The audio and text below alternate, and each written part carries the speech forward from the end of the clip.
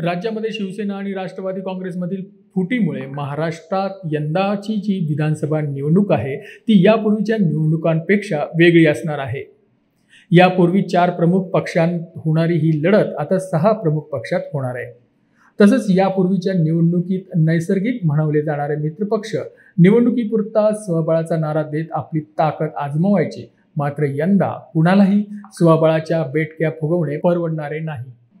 त्यामुळे यंदाची सरळ लढत ही महायुती विरुद्ध महाविकास आघाडी यांच्यातच होणार आहे। मात्र यामुळे प्रत्येक पक्षाकडे आपल्या उमेदवारांना उमेदवारी देण्यासाठी कमी स्पेस असणार आहे। त्यातल्या त्यात शरद पवारांच्या राष्ट्रवादीकडे तुलनेने जास्त स्पेस असल्याने आणि नव्या दमाच्या शिलेदारांना संधी देण्याचं धोरण असल्याने इतर पक्षातील क्षमता असलेल्या आणि त्यांच्या विधानसभा क्षेत्रात चांगले वजन असलेल्या इच्छुकांचा ओढा हा राष्ट्रवादी काँग्रेस शरदचंद्र पवार गटाकडे दिसून येतोय। त्यामुळेच राष्ट्रवादीचे शरद पवार हे भाजपाचे मासे गळाला लावण्यासाठी प्रयत्नशील असल्याचे वेळोवेळी दिसून येत आहे। कोल्हापूर भाजपमधील तरुण नेते आणि कागल विधानसभेतून निवडणूक लढण्यास इच्छुक असलेले समरजित घाटगे हे 3 सप्टेंबरला राष्ट्रवादीची तुतारी हाती घेत आहे। त्यानंतर शरद पवार भाजपला आणखीन एक धक्का देण्याच्या तयारीत आहेत। नगर जिल्ह्यातले भाजपचे विवेक कोल्हे हे आगामी विधानसभा राष्ट्रवादी शरदचंद्र पवार पक्षाकडून लढण्याच्या तयारीत असल्याची शक्यता व्यक्त होत आहे। पुण्यातील मांजरी येथे मंगळवारी वसंतदादा शुगर इन्स्टिट्यूटच्या नियामक मंडळाची बैठक आयोजित करण्यात आली होती। कोल्हे हेही उपस्थित होते। या बैठकीनंतर कोल्हे यांनी शरद पवार यांच्या पाया पडत त्यांचे आशीर्वाद घेतले आणि त्यानंतर शरद पवारांनी त्यांना आपल्या गाडीत बसवून ते त्यांच्यासोबत रवाना झाले। त्यामुळे आगामी विधानसभा विवेक कोल्हे हे राष्ट्रवादी काँग्रेस शरदचंद्र पवार पक्षाकडून लढण्याची शक्यतांना अधिक बळकटी मिळाली आहे।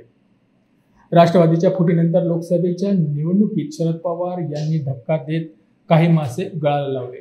तीच रणनीती ते विधानसभेसाठी आखत आहेत। राज्याच्या विविध भागातील अजित पवार गटातील आमदार भाजपमधील नाराज नेते शरद पवार यांची भेट घेत आहेत। त्याच पार्श्वभूमीवर शरद पवार यांची विवेक कोल्हे यांनी मंगळवारी घेतलेली भेट म्हणजे शरद पवार यांचा भाजपला आणखीन एक धक्का असल्याचे मानले जात आहे।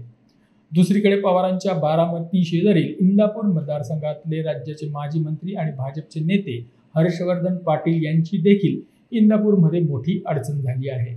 इंदापूरचे विद्यमान आमदार बामा भरणे हे अजित पवार गटाचे आहेत। त्यामुळे अजित पवार गटाकडेच राहण्याची शक्यता असल्याने हर्षवर्धन पाटील चाचपणी करतायत। त्यांनी देखील मंगळवारी शरद पवारांची भेट घेतली।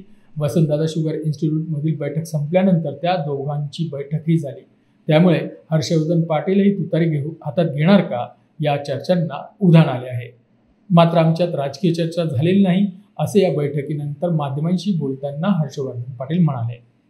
यासोबतच लोकसभा निवडणुकीत महायुतीसोबत राहिलेले राज्यातील अनेक नेते विधानसभा निवडणुकीत उमेदवारी मिळवण्यासाठी महाविकास आघाडीचा रस्ता धरण्याच्या तयारीत असल्याचे बोलले जात आहे।